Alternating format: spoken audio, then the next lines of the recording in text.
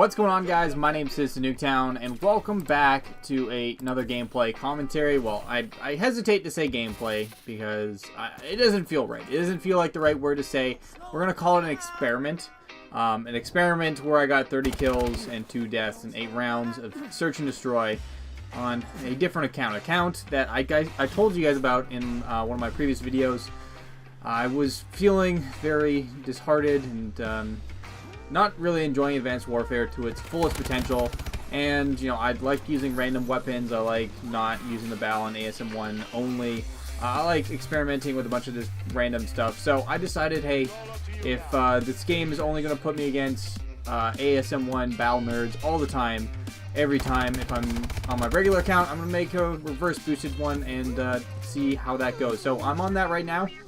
The gameplay, as you can kind of see from the kill feed, it's from my other account. Nuketown is bad because I am bad because I reverse boosted, and I ended up dropping 30 kills. And I just want to talk about skill-based matchmaking, reverse boosting, and everything involved with that, because I've been playing my heart out on my regular account for the longest time, and then I decided, hey, fuck it, let's see where this goes on my other one. So I'll tell you about my experience and what I think of skill-based matchmaking and any tweaks they should make in it to make the game more fun for everyone.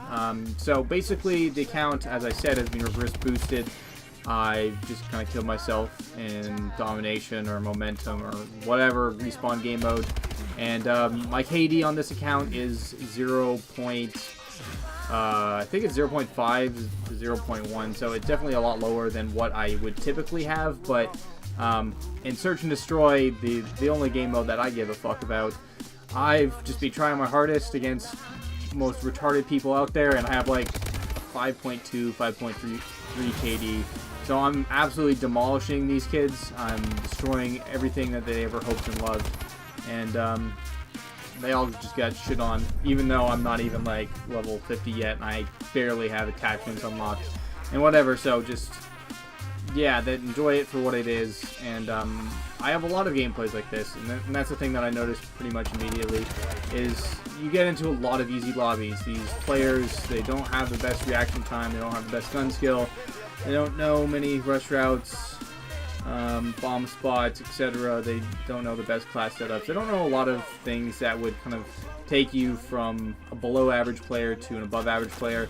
Yes, sometimes they do get lucky because Search and Destroy, it doesn't give you a whole lot of chances to kind of like one death can make a huge difference, or like one kill essentially can, where in Respawn it is less so. If that makes any sense. But yeah, essentially my stats on this account are way different. I find way easier lobbies. On my regular one that you've seen every other gameplay before this, and on Citizen Nuketown, my regular Xbox One account, you know, I have a 1.5 KD and a 1.7 in S&D. I do play like a lot of momentum and uplink and some other game modes, and Respawn I just don't give a fuck.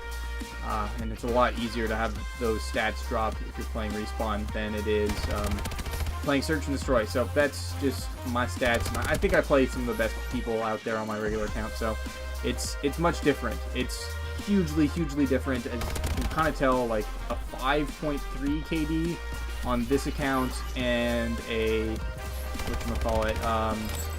a 1.7 on my main for Search and Destroy, and I am just kind of shocked at how different it is. And pretty much every single game I can drop something on this account. Like every other game's at least 20.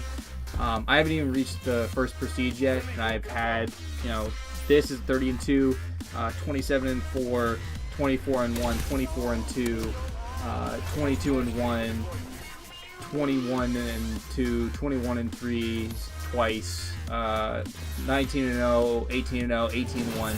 Just amazing gameplay statistically, but you know, I'm facing off against retarded players. Well, not retarded. Some of them at the end, like if they kind of realize you're doing good, they'll start learning from what you're doing, and you can't really stay in lobbies for too long. People kind of figure out how to get better. But I want to talk about skill-based matchmaking, what I think should be changed about it or gotten rid of, and I just talk everything about that and how I found my experience has been with skill-based matchmaking. So I really think that there should still be some skill-based matchmaking in this game.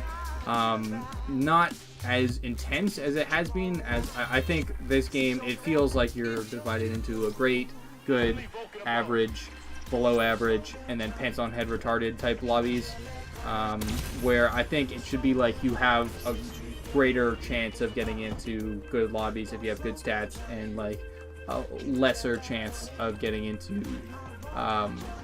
bad lobbies if you have good stats, essentially. So you still would meet people that aren't as good and aren't always trying, but you still have a chance to find more skilled, or more bad players if you're skilled and more good players if you're not.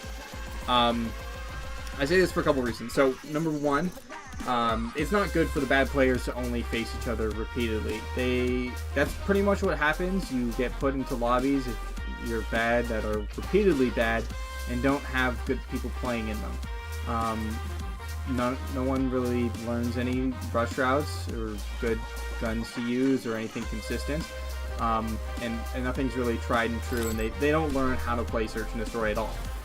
It's not good as someone who wants to maybe get better at a game, which maybe is a part of something that they want to do, maybe not, who knows, but if some people want to be better at Call of Duty, just forcing them into easy lobbies repeatedly is going to slow down that process significantly, and I don't think that's right for their sakes, though they shouldn't get completely shit on every time they get into a new lobby. That's something completely different. But yeah, there's that. And then for the better kind of half of the players, it gets really straining and challenging always facing off against good people all the time. They kind of realize that, hey, this class works, these strategies work, and they will use anything and everything that's kind of cheesy and not kind of fair in the game. That's why GV bans a bunch of things, whether it's like tracking drones or exo ping, whatever, some of the kill streaks. And, you know, having to deal with that in public lobbies is really frustrating, especially if it's all the time and you don't really have a choice to do anything otherwise. I know some people just like using the BAL or the ASM-1, but a lot of people don't. A lot of people, like myself, I would say want to try out random shit.